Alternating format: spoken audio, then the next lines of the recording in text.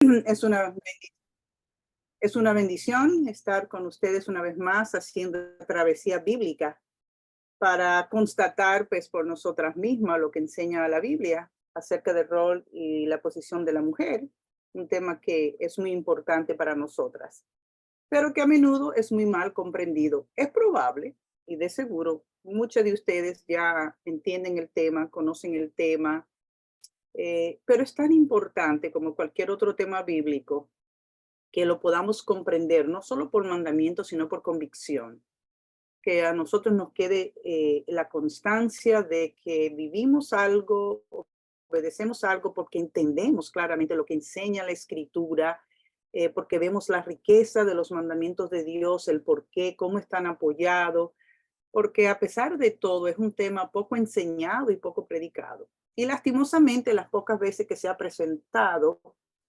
entiendo, al menos desde mi perspectiva, que no ha sido la mejor. A menudo se ha utilizado para caernos encima, ¿verdad? Aún muchas veces en nuestras propias iglesias, porque hay errores de interpretación, se han demandado una obediencia ciega de la mujer, se ha incorporado como enseñanza de la iglesia cosas del mundo, ¿verdad? El mismo tratamiento que se le da a la mujer se dice que es la Biblia que se lo da cuando claramente es el mundo. Entonces es bien importante que nosotras hayamos hecho y estemos realizando esta travesía para tener convicción de lo que enseña la palabra de Dios.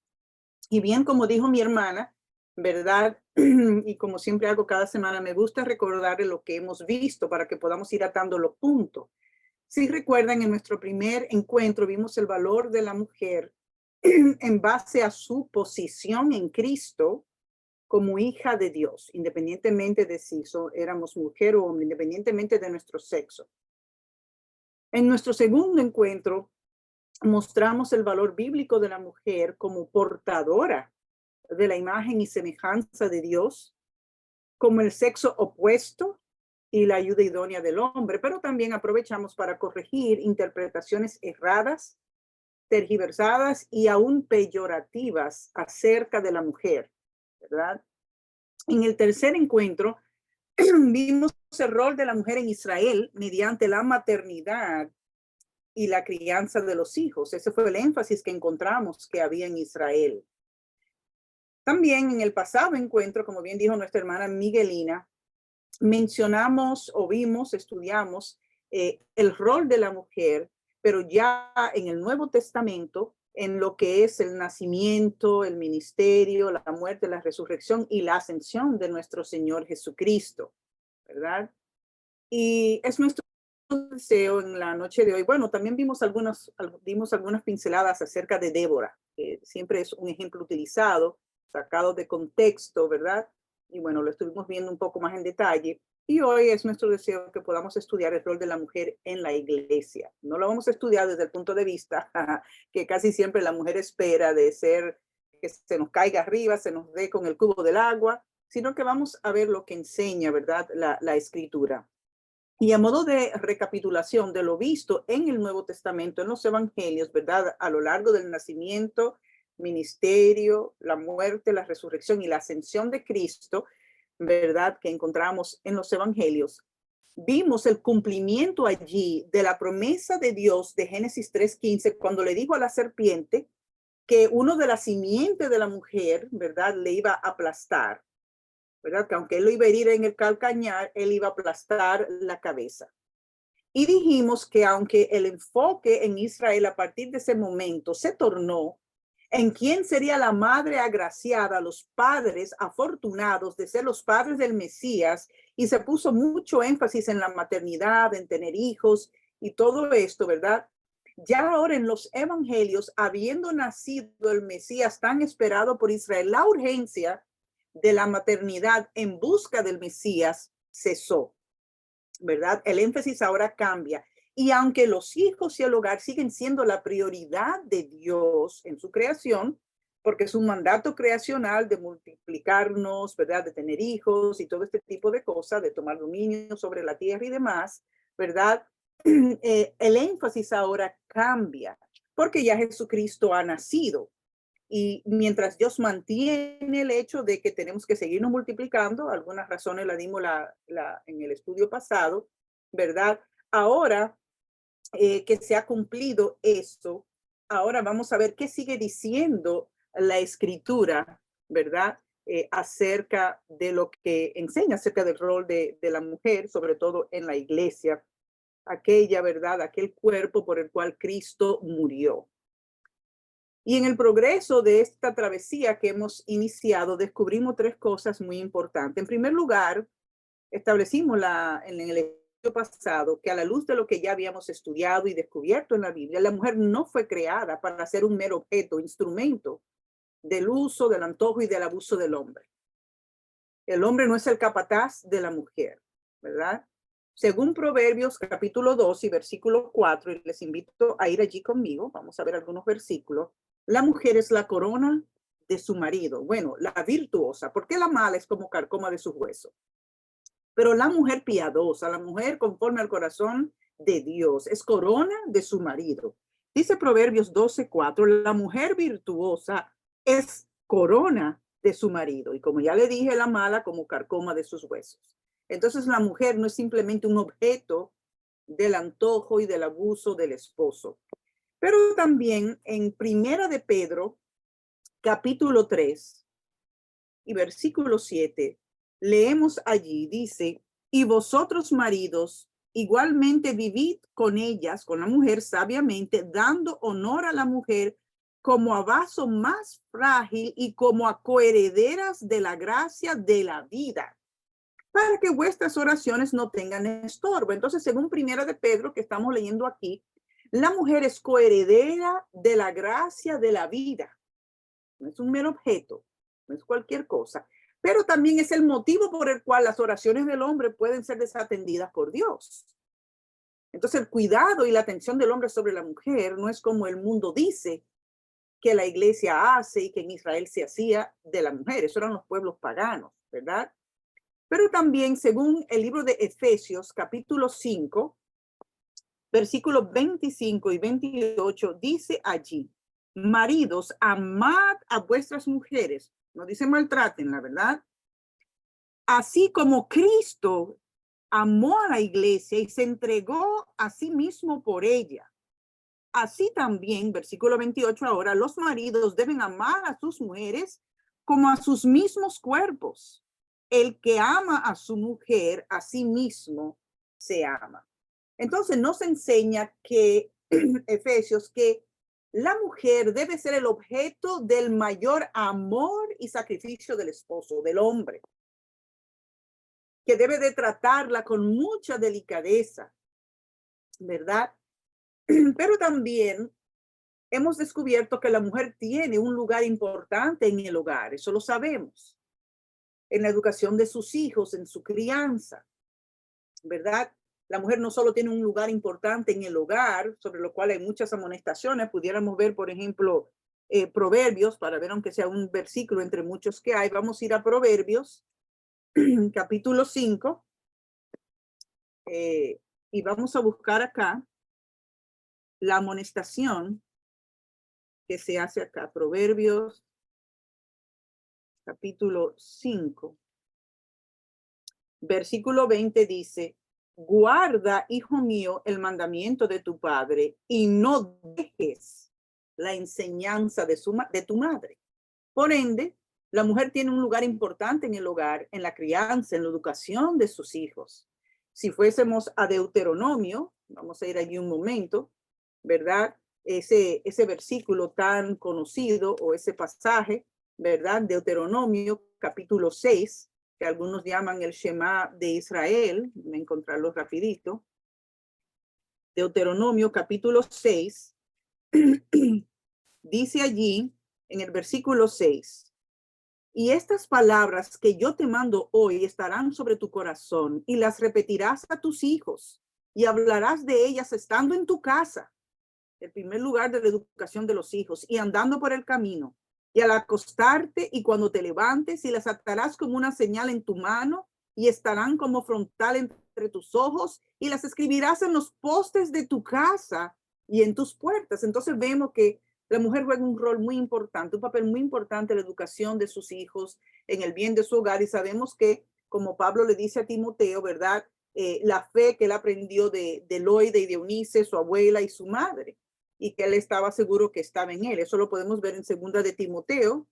Quiero que ustedes tengan los versículos. Vamos a ir a segunda de Timoteo para que lo podamos leer y no solo llevarse de que yo se lo estoy diciendo. Segunda de Timoteo, capítulo 1, dice versículo 5, trayendo a la memoria la fe no fingida que hay en ti, o sea, en Timoteo, la cual habitó primero en tu abuela, Loida, y en tu madre, Eunice.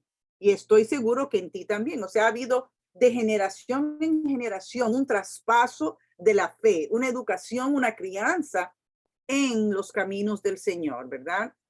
Entonces la mujer tiene un lugar muy importante en el hogar, pero también lo tiene en la historia, y para eso nada más tenemos que ir a Génesis capítulo 1 y el versículo 28, desde el inicio de la fundación del mundo, ¿verdad? Dice Génesis 1:28, y los bendijo Dios, o sea, al varón y a la hembra que él creó, en el versículo 27, y les dijo, fructificad y multiplicaos. Nadie se multiplica solo. Llenad la tierra y sojuzgadla y señoread en los peces del mar, en las aves de los cielos y en todas las bestias que se mueven sobre la tierra. Entonces Dios a la mujer desde el inicio le dio la comisión junto con el hombre de tener una incidencia en la historia a través de la multiplicación, de la fundación de la raza humana, ¿verdad? Ellos tenían que multiplicarse, fructificar, tener dominio de todo, pero también en los planes de Dios. La mujer es importante en los planes de Dios. Por eso leemos en Génesis 3:15 lo que le dijo a la serpiente, y pondré enemistad entre ti y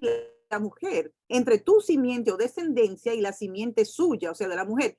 Esta te herirá en la cabeza y tú le herirás en el calcañar. O sea, la mujer como portadora del nacimiento del Mesías estaba en el centro de los planes de Dios, pero también en el mundo, ¿verdad? Como ya dijimos, a través de Eva, la primera mujer que él creó. Y vemos la importancia de la mujer en el mundo, ¿verdad? Como por ejemplo en Éxodo 1:17, las parteras hebreas. Ahí vemos la incidencia de ella en la historia de Moisés, la figura central del pueblo de Israel, el libertador de Israel. Pero también en su madre Jocabed y en su hermana María o Miriam, como le llaman algunos, ¿verdad? Lo vemos también en la historia de Rahab, lo vemos en la historia de Esther, lo vemos con Débora, lo vemos, ¿verdad? La importancia de la mujer a lo largo del Antiguo Testamento y en eventos de peso para los planes de Dios. No cualquier cosita, ¿verdad? No sembrando flores, por bonito que sea, ¿verdad? Y aprendemos también a través de esta travesía que el servicio de la mujer es relevante y muy significativo. Y notamos que su aparición es cada vez más notoria desde el Antiguo al Nuevo Testamento.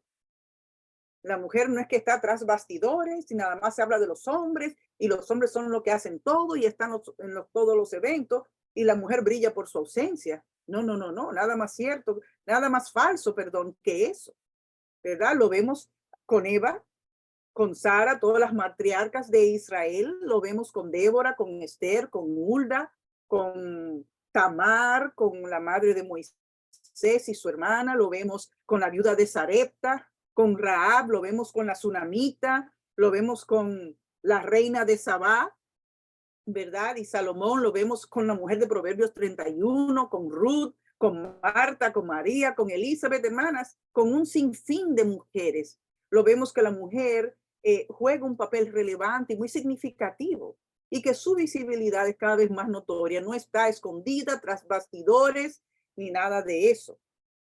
Y un dato muy curioso que no sé si ustedes saben es que existen 111 mujeres mencionadas por su nombre solo en el Antiguo Testamento. Eso, además de cientos de otras que aparecen pero que su nombre se omite, quizás porque en ese momento no era lo más relevante. Y eso sin contar las mujeres del Nuevo Testamento.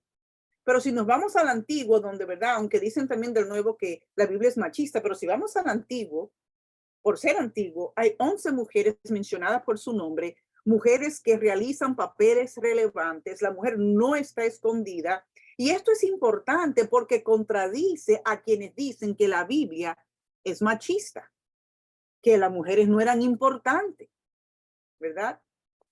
Pero lo más sobresaliente de estas mujeres que menciona la Biblia es que eran mujeres bien instruidas en la escritura y muy al tanto de su historia como pueblo de Dios. Además, eran resueltamente obedientes a Dios, porque nadie que medita en la escritura deja de ser transformada, afectada por la palabra. Entonces, lo más sobresaliente de estas mujeres era que eran bien instruidas en la escritura, estaban al tanto de la historia de su pueblo y eran resueltamente obedientes a Dios. Por ende, algunas cosas que ellas nos enseñan es que el consumo de la palabra de Dios tiene un efecto profundo y transformativo en nuestra vida, hermanas. El conocimiento de la palabra de Dios fortaleció la fe de todas estas mujeres que nosotros conocemos de la escritura. Les dio convicción, o sea, convencimiento de lo que creían y del temor de Dios. El temor de Dios es el convencimiento de estar bajo la justicia y la santidad de Dios y el deber de actuar debidamente para la gloria suya. Cuando estamos conscientes que vivimos debajo de la santidad y la justicia de Dios, nuestra vida es otra. Y queremos actuar para honrar a Dios, ¿verdad? Pero también la palabra de Dios le dio forma a la vida de estas mujeres y de su hogar. Las hizo vigilantes de las promesas de Dios. Entonces, el consumo de la palabra de Dios tiene un efecto profundo y transformativo en nuestra vida. Pero también nos enseña que la escritura alimentó su esperanza del futuro. No vivían sin esperanza o como dando golpes al aire, como dice el apóstol Pablo. Ellas conocían su historia, es a dónde se dirigía. Estaban esperando ese Mesías, conocían las promesas. Entonces eso las preparó para tomar acción con valentía y sin titubear en el momento necesario. Por eso, las parteras no titubearon en desatender la orden del faraón, del rey de Egipto, cuando le dijo, maten a todo varón que nazca. Vamos a ir a Éxodo, capítulo 1, para ver ese ejemplo. Éxodo, capítulo 1, está justo después de Génesis. Éxodo, capítulo 1. Dice el versículo 17, pero las parteras temieron a Dios y no hicieron como les mandó el rey de Egipto, sino que preservaron la vida a los niños. Y escuchen ahora en el versículo 21. Y por haber las parteras temido a Dios, él prosperó sus familias. ¡Ah!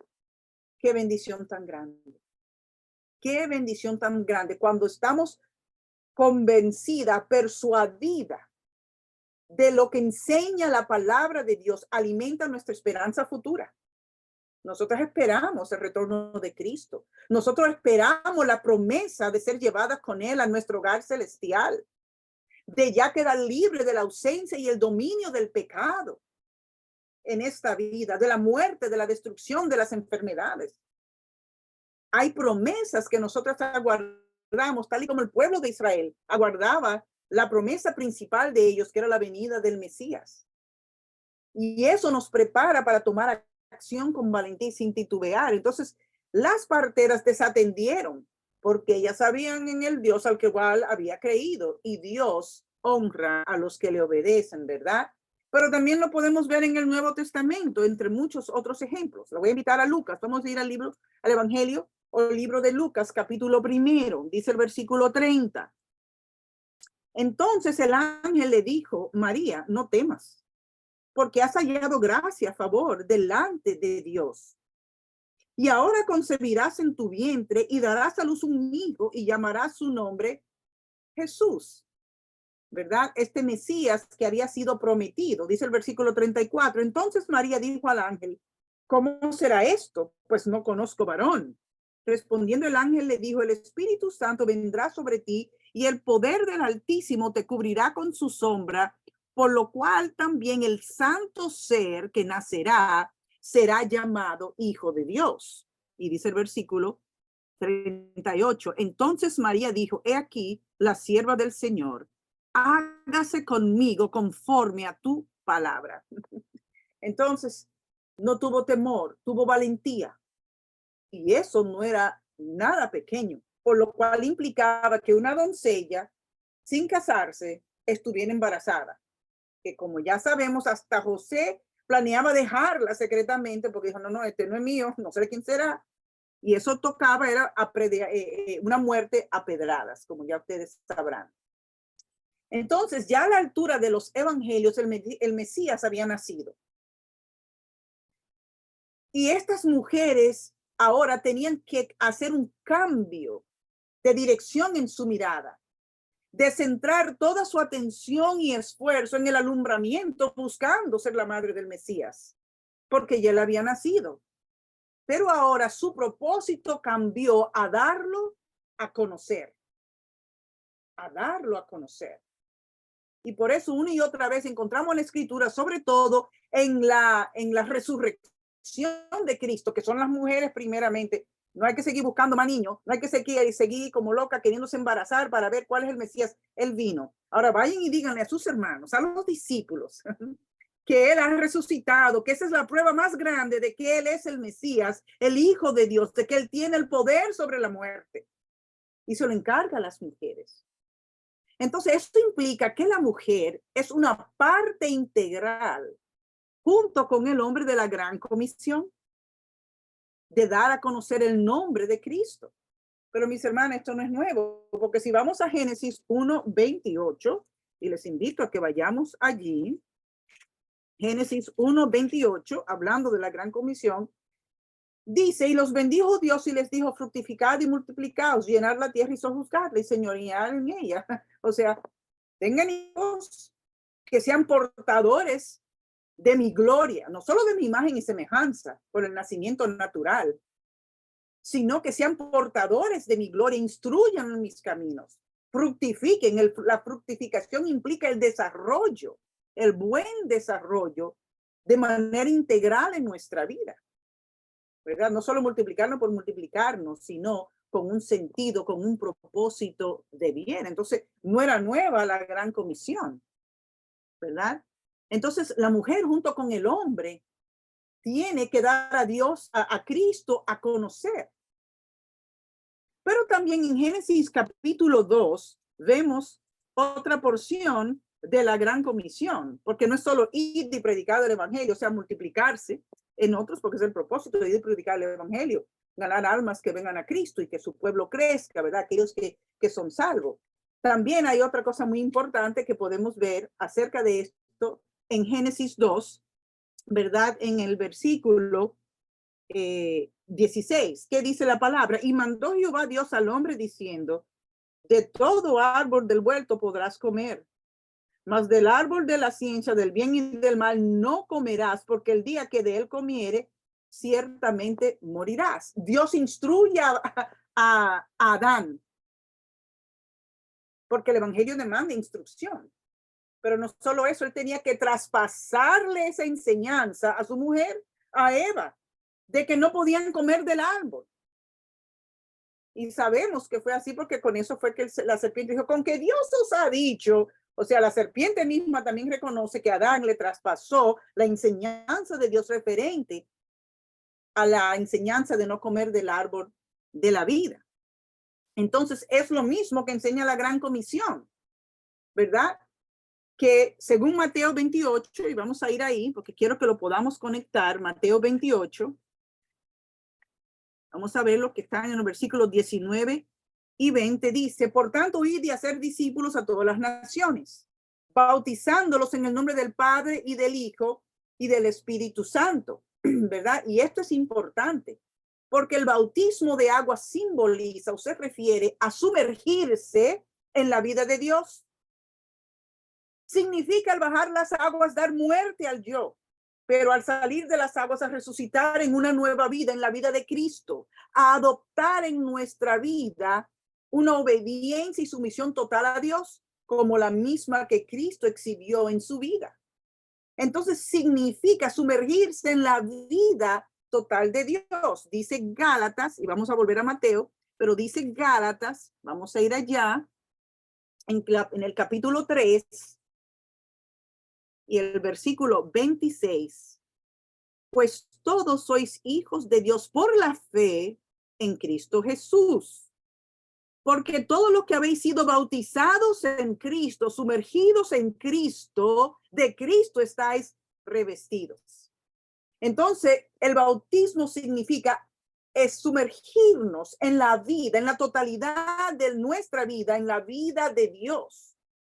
No es yo soy cristiano en la iglesia y yo actúo de cierta manera aquí, pero al salir aquí soy otra gente. No, nuestra vida toda. Por eso nos llamamos cristiana.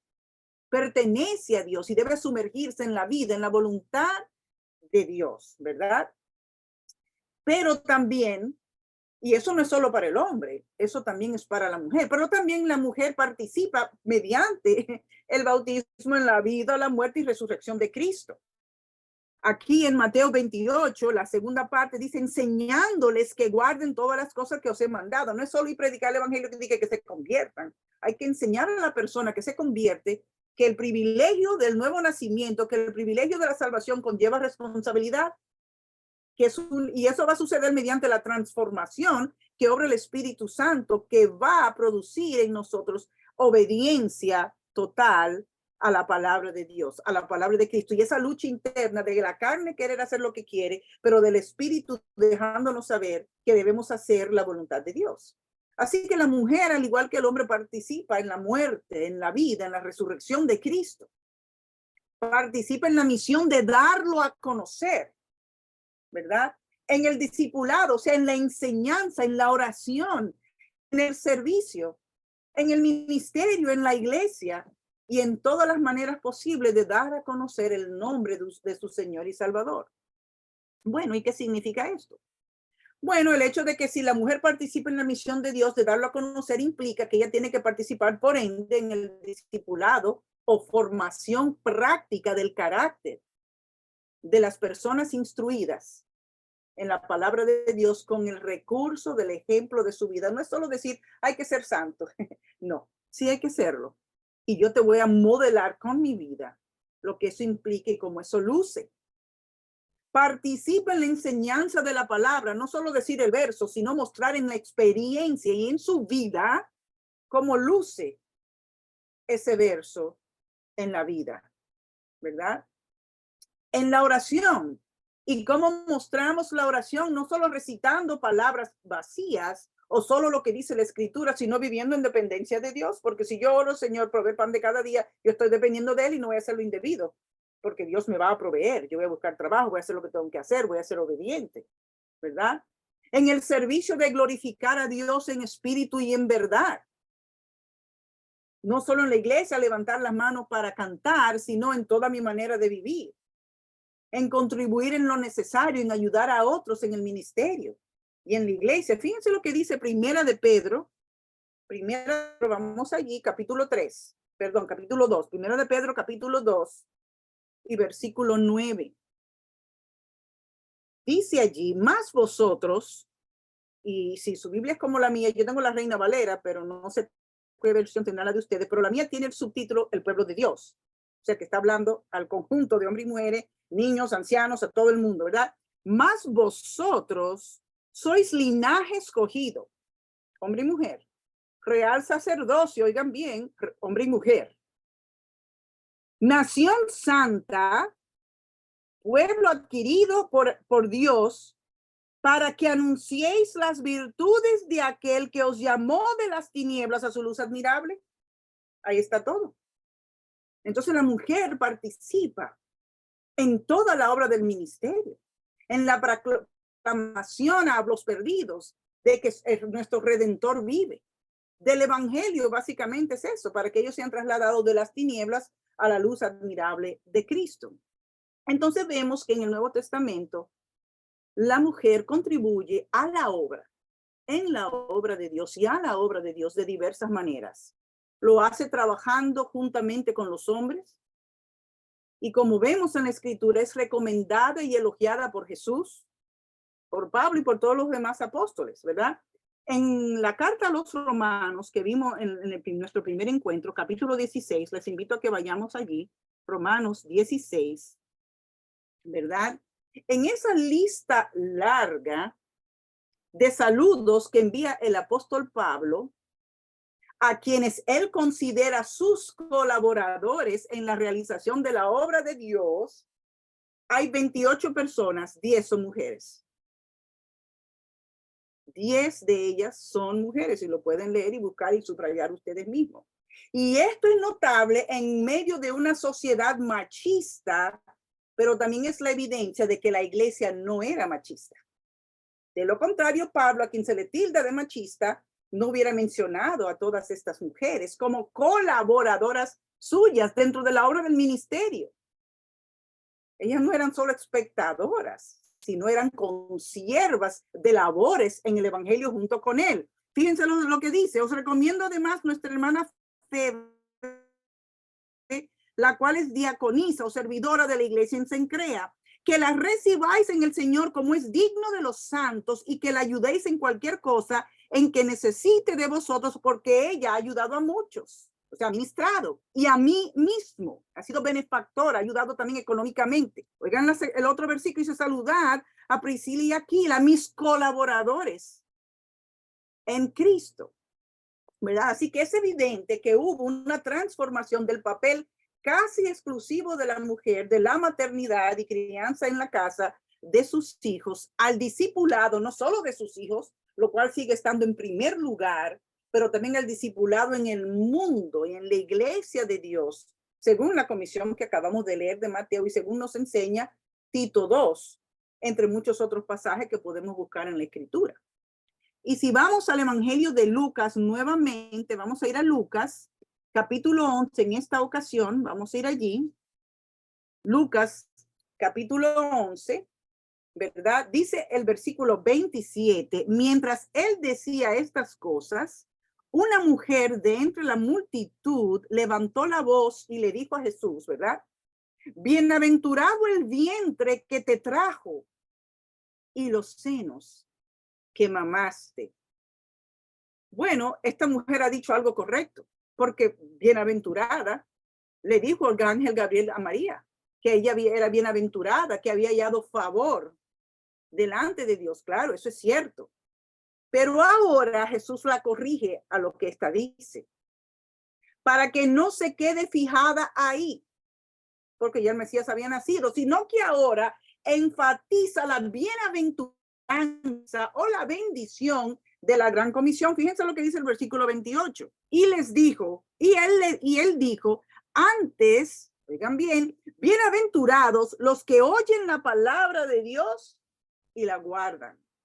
Y él está hablando con una mujer. Le está respondiendo a una mujer. Entonces, él no niega el alumbramiento, porque Dios no se contradice en su palabra. Eso sigue estando en primer plano. Nos tenemos que multiplicar en portadores de la imagen de Dios, de la gloria de Dios. Sino que le deja saber ahora a esta mujer, y de paso a los que estaban a su alrededor, que eso es muy, muy importante, que ella debe abrirse al siguiente paso en el plan de redención, darlo a conocer. Darlo a conocer. La está llamando a más dentro de su obra, a tener hijos naturales, ciertamente, pero también a tener hijos espirituales, participando en la obra de proclamación del evangelio. Pero claro, como en todo, tiene que haber un balance. Cuando en el libro de Hechos, que está justo después de los Evangelios, capítulo 1, y le invito a ir ahí conmigo, cuando en el libro de Hechos, capítulo 1, versículo 8, Jesús dijo, pero recibiréis poder cuando haya venido sobre vosotros el Espíritu Santo, y me seréis testigos en Jerusalén, en toda Judea, en Samaria, hasta lo último de la tierra. Eso es la gran comisión, lo que le está dando ahí, ¿verdad? Cuando él le dijo a sus discípulos así, Jerusalén significa primero que tenían que ser testigos en su localidad, en su casa. Pues de igual manera, aunque llama a la mujer al siguiente paso en la obra de redención de Dios, de darlo a conocer, eso no quita que ella debe de ocuparse primeramente de su Jerusalén, de su casa, de sus hijos. Y eso es muy, muy importante y no lo podemos desatender, ¿verdad? Entonces, en el caso de Adán y Eva, ellos iban a poblar una tierra despoblada, pero no debían por eso desatender su casa, a sus hijos. Y sabemos que ellos instruyeron debidamente a Caín y Abel, porque lo vemos que ellos ofrecían sacrificios a Dios, ¿verdad? Y hoy que la tierra está llena de alumbramiento, está mejor repartida, ¿verdad? Espero que me estén siguiendo. La mujer debe de repartirse mejor en su vida, en sus labores, porque la iglesia necesita su presencia. Necesita su servicio y necesita sus dones. No es que desatienda su casa, pero que reparta bien sus labores, su tiempo, sus prioridades, porque es muy importante dentro de la obra de la iglesia. Recuerden, la mujer junto con el hombre, o sea, no es bueno que el hombre esté solo, pero no era solo al principio para tener hijos y poblar la tierra, en todo. Eso vale también para la iglesia, en el mundo. El mundo no es solo de un sexo, es de los dos. Entre los dos está repartida, entre el hombre y la mujer, la imagen y semejanza de Dios, ¿verdad? De manera que parte del gozo y de la fructificación del desarrollo de la mujer está en tener hijos y un hogar en orden, ¿verdad? Eso no lo enseña Efesios 5 o 6, lo vemos en el caso de Loide y de Eunice, la mujer de Proverbios 31, dentro de muchas mujeres, pero también de participar con sus dones en la causa de Cristo en la iglesia, porque de lo contrario no se le dieran dones a la mujer.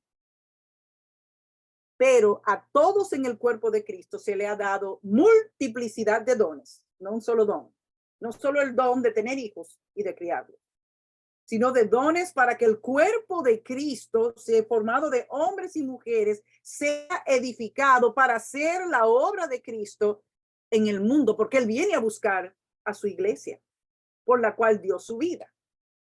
Por esto, el apóstol Pablo introduce el tema de la soltería como algo de provecho para la causa de Cristo en Primera de Corintios, y lo invito a que me acompañen, en Primera de Corintios capítulo 7.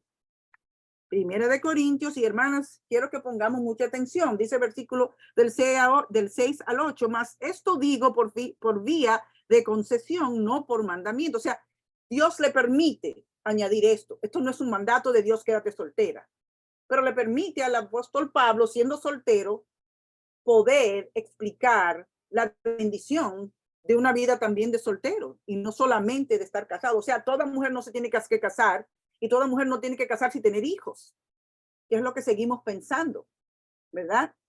Dice, mas esto digo por vía de concesión, no por mandamiento. Quisiera más bien que todos los hombres fuesen como yo, pero cada uno tiene su propio don de Dios, uno a la verdad de un modo y otro de otro. Digo pues a los solteros y a las viudas, obvio que están solteras, que bueno les fuera quedarse como yo, o sea, soltero, sin volverse a casar. Y dice el versículo 34 y 38, hay asimismo diferencia entre la casada y la doncella, o sea, entre la soltera. La doncella tiene cuidado de las cosas del Señor, para ser santa así en cuerpo como en espíritu. Pero la casada tiene cuidado de las cosas del mundo, de cómo agradar a su marido. Y dice el versículo 38, de manera que el que la da, o sea, hablando, bueno, vamos a leer el 37, 36, pero si alguno piensa que es impropio para su hija virgen, que pase ya de edad y es necesario que así sea, haga lo que quiera, no peca, que se case. Hay un padre y madre piensan, no, mija, no quiero, bueno, ellos tienen derecho a pensarlo, pero el que está firme en su corazón, sin tener necesidad, sino que es dueño de su propia voluntad y ha resuelto en su corazón guardar a su hija virgen, bien hace. De manera que el que la da en casamiento hace bien y el que no la da en casamiento hace mejor. Y el Señor le concedió al apóstol Pablo dar este consejo. Entonces, mientras que anterior al nacimiento del Mesías, el no casarse y tener hijos era una afrenta para la mujer en la sociedad, y eso lo leímos la vez pasada, ¿verdad? No lo es así hoy. Y mi pregunta para ustedes, mis hermanas, es, ¿tienen valor las solteras en su iglesia? ¿O las avergonzamos constantemente mandándolas a casar en lugar de prepararse para servir a Dios y su causa? Ay, ¿por qué no te has casado? Ustedes no saben a veces que yo oí eso.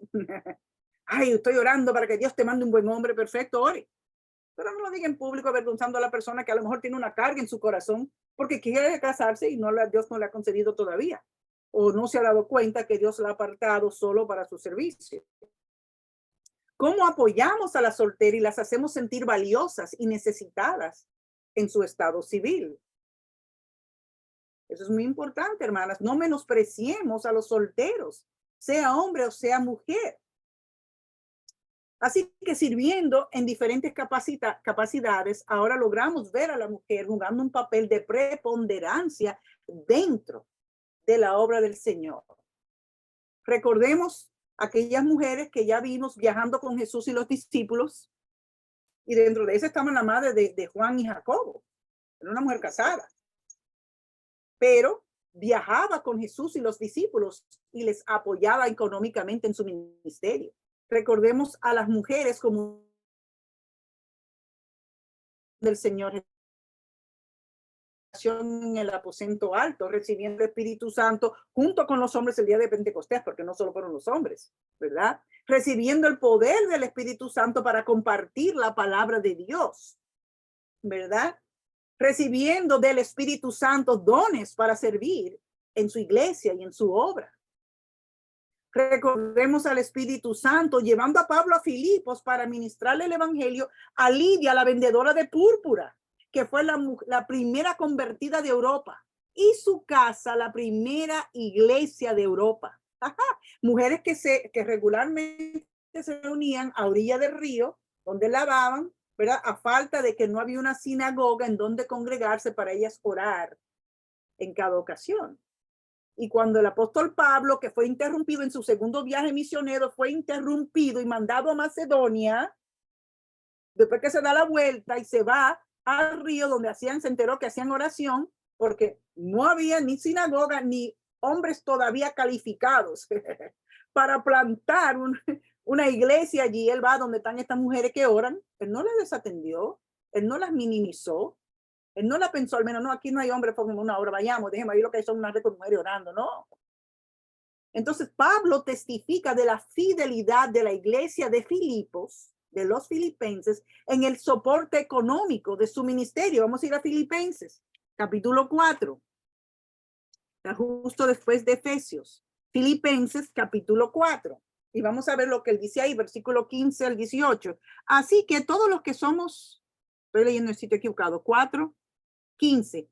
Y sabéis también vosotros, oh filipenses, que al principio de la predicación del evangelio, cuando partí de Macedonia, ninguna iglesia participó conmigo en razón de dar y recibir, sino vosotros solos. Pues aún a Tesalónica me enviaste una y otra vez para mis necesidades. No es que busque dádivas, sino que busco fruto que abunde en vuestra cuenta.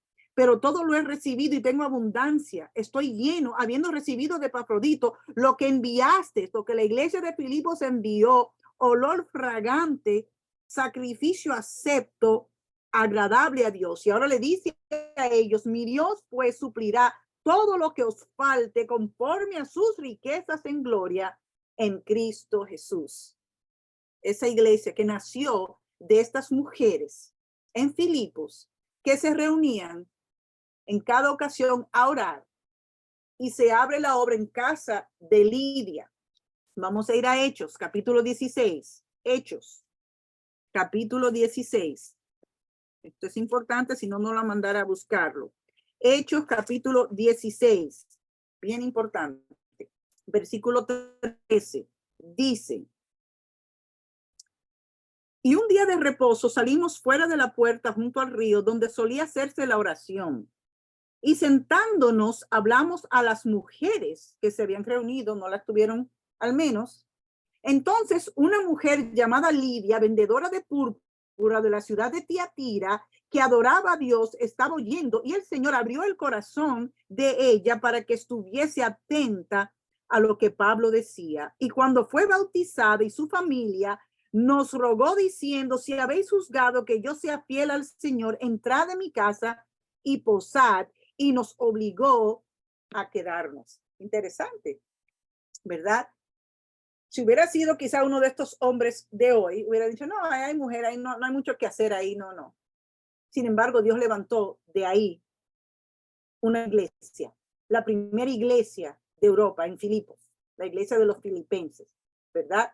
Fíjense lo que dice en Filipenses capítulo 1. Volvamos a Filipenses. Sé que la tengo viajando, pero es importante. Filipenses capítulo 1, versículo 5. Bueno, vamos a leer desde el 3. Doy gracias a mi Dios siempre que me acuerdo de vosotros. Siempre en todas mis oraciones rogando con gozo por todos vosotros, se acuerda de ellos con alegría, por vuestra comunión en el evangelio o participación en el evangelio desde el primer día hasta ahora. ¿Se imaginan? Él no fue machista y dijo: no, estas hermanas están descalificadas, no podemos con ellas, vamos a dejarla. Entonces, esta fue una iglesia fiel que se originó en la casa de Lidia. Entonces, recordemos a las mujeres, ¿verdad? Que Dios ha usado, a las mujeres orando en el culto de la iglesia que menciona en Primera de Corintios, a Evodia y Síntoque aquí mismo en Filipos, ¿verdad? Combatiendo junto con Pablo en el evangelio. Dice Filipenses capítulo 4, ya que lo tenemos aquí abierto, versículo 2, ruego a Evodia y a Síntique que sean de un mismo sentir en el Señor. Asimismo te ruego también a ti, compañero fiel, que ayudes a estas que combatieron juntamente conmigo en el evangelio, con Clemente también y los demás colaboradores míos, cuyos nombres están ¿dónde? En el libro de la vida. Ellas combatieron juntamente con Pablo, sirvieron juntamente con él, fueron colaboradores con él. Entonces tenemos que recordar todas estas mujeres que trabajaron arduamente en pro del evangelio, ¿verdad? Y dense cuenta que así como leímos allá en Romanos capítulo 16, y si desean pueden volver conmigo, por favor, Romanos 16, la primera persona a quien el apóstol Pablo le dirige saludos en su carta, fíjense, esa Febe. Os recomiendo además nuestra hermana Febe, la cual es diaconisa en la iglesia de Cencrea.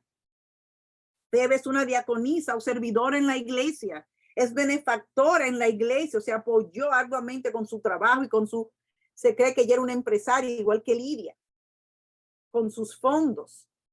Eran solteras o viudas y ayudaban económicamente al soporte del ministerio y de Pablo mismo, ¿verdad? Pablo no lo escribe diciéndole a los hermanos: ayúdenla a conseguir un hombre para casarse, que dejen de trabajar y se queden en la casa limpiando. Eso no es lo que él dice ahí. Ayúdenla en todo lo que necesite, porque ha ayudado a muchos en la obra del ministerio.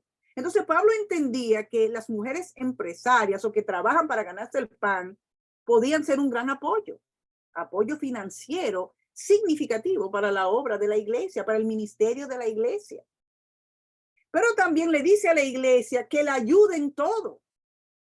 O sea, no es solo recibir, sino también colaborar con ellas en todo lo que ella necesite, porque ella ha ayudado a muchos, así como a Pablo. Entonces, como sierva y obrera de Dios, Febe era digna del respeto, de la admiración y del apoyo de la iglesia en pleno, de toda la iglesia, no solo de las mujeres. Esto implica además el apoyo financiero de las mujeres en el ministerio, o sea, en el servicio, como misioneras, como estudiantes de seminario, etcétera. Porque la preparación de la mujer puede beneficiar altamente la obra de Dios. Eso no, que las mujeres estén por ahí fregando, que no tienen nada que hacer, que son un cero a la izquierda. No. La mujer es un gran impacto y ayuda, es la ayuda idónea para el hombre también dentro de su obra, y tiene una perspectiva, por ser mujer, distinta a la perspectiva que tiene el hombre. y que es necesaria también dentro de la obra de Dios. Pero fíjense además que la segunda persona a la que Pablo manda saludos en la carta, a la que resalta, es a Priscila, versículo 3. Saludad a Priscila y Aquila. Aquila era el esposo de Priscila. Entonces, la segunda persona, este machista, según dice el mundo, que él manda saludos y que habla bien acerca de ella en su carta, acá en Romanos 16, versículo 3, es una mujer. La primera fue una mujer, Febe, y la segunda, o sea, con Febe él reconoce su trabajo como diaconisa, como servidora, como líder en la iglesia. No la líder, pero como una líder, ¿verdad? En la iglesia, como una servidora. Hay iglesias que nombran diaconisas, hay otras que no. Eso se lo vamos a dejar a la interpretación de cada iglesia, si una diaconisa de manera oficial o no. Pero ciertamente el trabajo de la mujer es valioso, ¿verdad? Pero también tenemos ahora a Priscila, ¿verdad? ¿Y qué dice de ella y de su esposo? Bueno, para eso tenemos que ir a Hechos 18, 26. Hechos capítulo 18, versículo 26. Vamos a ir ahí.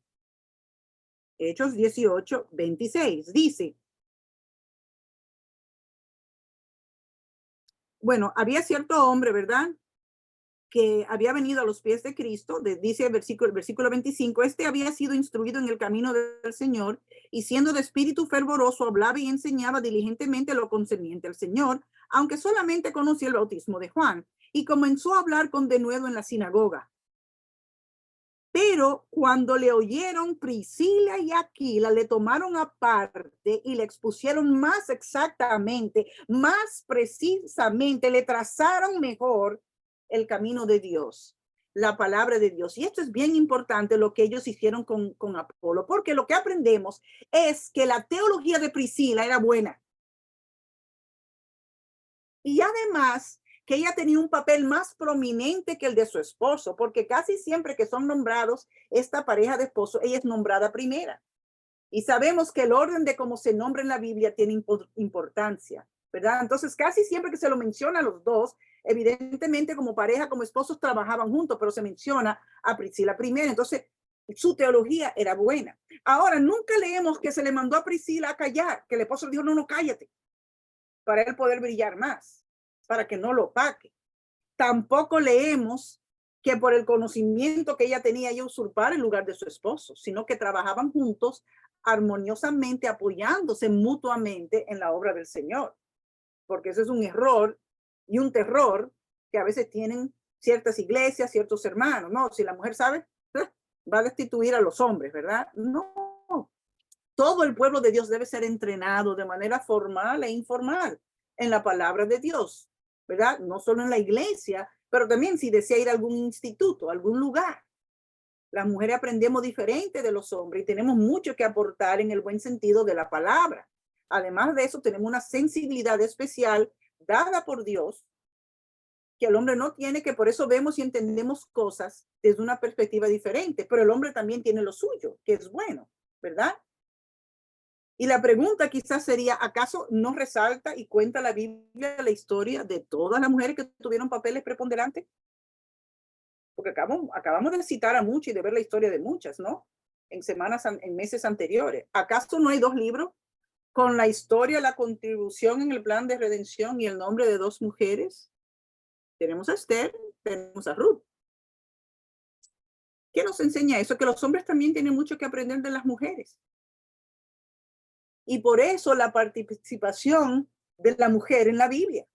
El Espíritu Santo no quitó los pasajes donde las mujeres hablaron ni actuaron. No quitó las palabras de Eva, de Débora, de Ana, de Rahab, de María, de Elizabeth, de Marta. No. No sacó sus historias de la Biblia. No las callaron para que los hombres fueran los que hablaran como hizo Aarón por Moisés. No. Dios dice que no es bueno que el hombre esté solo. De manera que cuando hizo al hombre y a la mujer, a ambos, lo hizo a su imagen y semejanza. El hombre necesitaba, para que la mujer fuera su ayuda idónea, una ayuda competente. Así que cuando él creó a la mujer, no la hizo sin cerebro, sin ojos, sin manos, sin pies, sin lengua, sin boca o muda, sino que la hizo a su imagen y semejanza junto con el hombre para que juntos hicieran la obra de la iglesia y el ministerio. Y en 1 Corintios 14, quizá me pase unos minutos, pero es necesario, vamos a ir a 1 Corintios 14 para ver esto rapidito. Y en 1 Corintios 14 nos dice lo siguiente. Vamos a ver el versículo 26. Dice, ¿qué pues hay, hermanos? Hablando no solo de varones. Ustedes saben que cuando se habla en masculino, en términos de raza humana, de hombres y mujeres, ¿verdad? No hay que entrar en el detalle de hombres y mujeres cuando se habla de manera colectiva, ¿verdad? Dice, ¿qué pues hay, hermanos? Cuando os reunís, ¿y quién se reúne en la iglesia? Solo los hombres, no, hombres y mujeres. Cada uno, oigan bien, cada uno de vosotros tiene salmo, tiene doctrina, tiene lengua, tiene oración, tiene interpretación. Hágase todo para edificación, ¿verdad? Y lo que sabemos de este versículo que acabamos de leer, por lo que dice el versículo y lo que dicen otros versículos de la Escritura, es que tanto hombres y mujeres son poseedores de dones. El Espíritu Santo le dio dones a todos los que conforman el cuerpo de Cristo. Entonces, todos en la iglesia, como poseedores de los dones de Dios, tienen participación en el ministerio. Lo cual nos enseña que el versículo 34 que dice, pues vuestras mujeres caen en las congregaciones porque no les permitido hablar, sino que estén sujetas, como también la ley lo dice. Lo que está diciendo no es que las mujeres estén calladas en silencio y que no hablen nada. No. Porque sabemos que a todos les fueron dados dones y para expresarse se necesita la boca y poder hablar. Hay dones del canto. Las mujeres oran, ¿verdad? Había un sinnúmero de cosas, dice que profetizaban también, ¿verdad? Entonces, lo que aclara el versículo 34 es que no le es permitido a la mujer predicar, o sea, enseñar autoritativamente en la iglesia reunida oficialmente, formalmente y organizada con todos sus líderes. Me imagino que inmediatamente que empezaron a convertirse los hombres por medio de la labor misionera de Lidia y demás hermanas, y que se pudo formar una iglesia, ya Lidia no tenía que predicar, ¿verdad? Y esto es ratificado en el versículo 36 que dice, ¿acaso ha salido de vosotros la palabra de Dios o solo a vosotros ha llegado? La palabra ha llegado a nosotras a través de los voceros, de los hombres que Dios ha destinado, los profetas, para que traigan su palabra, y en su iglesia de los pastores y predicadores que él ha dispuesto. Así que a la luz del contexto de este capítulo, de otros pasajes sobre el rol del hombre, ya no de la mujer, pero aún eso lo podemos ver en las cartas pastorales, pero también de lo que dice del rol de la mujer, sabemos que la labor, la responsabilidad del pastoreo y predicación de la iglesia es del hombre, pero eso no significa que la mujer no pueda enseñar, que no haya cabida en la iglesia para la mujer servir y enseñar a otros de manera informal, pero también a las generaciones más jóvenes. Lo que esto nos indica es que la iglesia de Cristo tiene un orden prescrito por Dios, que tiene un orden prescrito para su liderazgo y su funcionamiento, y que debe de ser observado y respetado por nosotros. Así que en el contexto del discipulado y la enseñanza en el hogar, la mujer tiene un lugar muy importante en la educación de sus hijos, que son los futuros obreros de la iglesia y son la base de la sociedad. En ese lugar tan importante Dios puso a la mujer. No desatiendas la enseñanza de tu madre, dicen Proverbios, entre muchos otros versículos que pudiéramos buscar. Pero en el contexto del discipulado, de las misiones, de la enseñanza en la iglesia, ¿verdad? La mujer también puede compartir y debe de compartir acerca de su Señor y Salvador. Y según Tito 2, del 1 al 5, dice que a las mujeres se les encargó el departamento de enseñar a las otras mujeres y a todas las generaciones más jóvenes, a los niños, a los adolescentes, y deben hacerlo de una manera tal que su testimonio acompañe lo que están enseñando para que la palabra de Dios no sea blasfemada. Así que vemos que tanto por mandato creacional como por la manera en que Dios ha estructurado su iglesia, la mujer es fundamental en su creación. Es fundamental en el hogar, pero también lo es en la iglesia. Cada quien en su debido orden, conforme al rol que Dios le ha asignado, sujetos unos a otros, pero sabiendo que Cristo es la cabeza de la iglesia, Dios es la cabeza de Cristo, Cristo es la cabeza de Dios. Perdón, Dios es la cabeza de Cristo, Cristo es la cabeza del hombre, el hombre es la cabeza de la mujer, no para pisarla, no para maltratarla, sino para amarla a un nivel sacrificial, como Cristo amó a la iglesia, para valorarla y dejar que ella fructifique y florezca en el servicio de Dios, como también ves que pasó con la mujer de Proverbios 31, que de no tener un esposo que le dio espacio para desarrollarse y crecer, ella no hubiera sido la mujer tan virtuosa que ella era. Tanto que en las puertas de la ciudad, los que se sentaban allí, hablaban de ella, le elogiaban a ella y elogiaban al esposo por causa de la vida, de la obra de la esposa tan virtuosa que él tenía. Que el Señor nos ayude, mis hermanas, a atesorar estas enseñanzas y que podamos tomarla en cuenta a la hora de servir y colaborar en la obra de Cristo. Que el Señor les bendiga y podemos pasar a la parte de las preguntas y comentarios.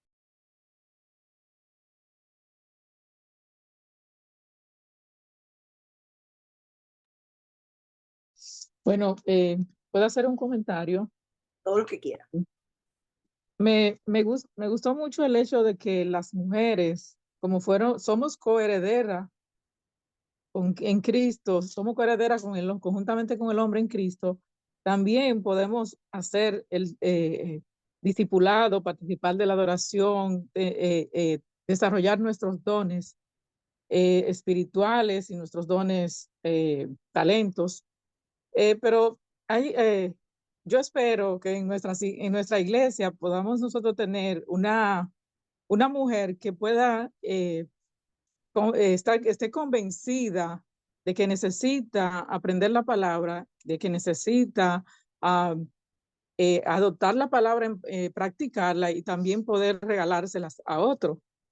Ese es el objetivo de todos estos talleres que nosotros hemos programado, que podamos nosotras ser de influencia para las jóvenes. Tenemos una gran responsabilidad porque tenemos hijos, niños en la iglesia, que tenemos que ser ejemplo y que tenemos que seguir educándolo en la palabra, educándolo de manera que sean fuertes para el mundo afuera que tenemos, porque para ellos va a ser más difícil cada vez. Gracias, eso es todo. Oremos por eso, como mujeres que tenemos hijos, familias, y que podamos edificar la vida de otros, principalmente de los que vienen detrás, para que haya una generación mejor, que bíblicamente va a ser peor, pero creemos que cumplir nuestra labor ante Dios sería esforzarnos para poder ser ejemplo en la sociedad donde vivimos y también en nuestras familias. Alguien dijo una vez que lo bueno de esto es lo malo que se está poniendo, ¿verdad? Pero eso no implica que a pesar de lo malo que se está poniendo, porque en el intermedio hay mucho sufrimiento, ciertamente, por toda la maldad que hay en el mundo y todos los valores que se han corrompido. Pero eso lo que implica es que cada vez más tenemos la responsabilidad de ser el puro reflejo de mujeres de Dios. Como bien tú dices, mi hermana, la transformación solo va a venir a través de la palabra. Nosotras las mujeres estamos pasadas de emocionales y de dramáticas. Necesitamos llenarlo de palabra, porque solo la palabra va a permitir que controlemos más nuestras emociones, que pensemos más con la cabeza que meramente con el corazón, porque hay que usar el corazón. Pero el problema es que el corazón lo hace todo. Y dejamos la cabeza vacía y así no podemos funcionar. Necesitamos un balance entre la cabeza y el corazón para poder servir a Dios. ¿Por qué estas mujeres fueron tan sobresalientes e hicieron lo que hicieron? Porque la palabra de Cristo moraba en abundancia en sus corazones, como nos manda en el Nuevo Testamento. La palabra de Cristo mora en abundancia en vosotros. Y tenemos que ser mujeres de la palabra. Tenemos que levantarnos como una generación de mujeres que ama la palabra de Dios, que lee la palabra de Dios. No solo que oye estos mensajitos de 2 minutos, de un devocional que nos hace sentir bien, como que cumplimos, sino que de verdad vayamos a la Escritura, estudiemos la palabra y hagamos un compromiso con Dios por amor de su nombre y por amor a todo el beneficio que nosotros hemos recibido de ser hijas suyas. Entonces, sí, mis hermanas, ese es el encargo para nosotras. Dice la palabra en Tito que esto es importante para que la palabra de Dios no sea blasfemada. Así que adelante, adelante.